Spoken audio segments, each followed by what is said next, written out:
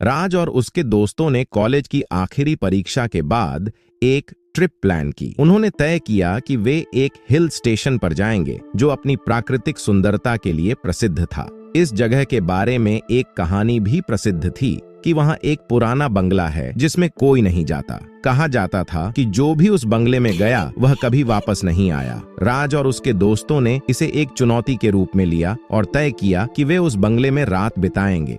शाम ढलने से पहले वे उस बंगले तक पहुंचे। बंगला बेहद पुराना और जर्जर था, लेकिन उसमें एक अजीब सी रहस्यमय आकर्षण था जो उन्हें अपनी ओर खींच रहा था। बंगले में दाखिल होते ही अंदर का माहौल भारी और अजीब था। दीवारों पर पुरानी पेंटिंग्स टंगी थीं, जिनमें से कुछ के चेहरे विकृत दिख रहे थे। जैसे जैसे रात गहराती गई, दोस्तों ने महसूस किया कि वहां कुछ असामान्य हो रहा है। अचानक उन्हें हल्की फुसफुसाहट सुनाई दी, जैसे कोई धीरे धीरे उनके पास आ रहा हो। वे समझ नहीं पाए कि आवाज कहां से आ रही थी। तभी एक पुरानी दराज अचानक खुद ब खुद खुल गई और उसमें से एक पुराना कागज निकला। कागज पर खून से लिखा था, जो यहाँ आता है वह खेल का हिस्सा बन जाता है। खेल शुरू हो चुका है। डर के मारे वे सब कांपने लगे। वे भागने की कोशिश कर रहे थे, लेकिन दरवाजे बंद हो चुके थे। तभी उनके बीच के एक दोस्त विक्रम अचानक जमीन पर गिर पड़ा। उसकी आंखें सफेद हो गईं और उसके मुंह से आवाज आने लगी, अब तुम सब इस खेल का हिस्सा हो। राज और बाकी दोस्त समझ नहीं पा रहे थे कि क्या करें। तभी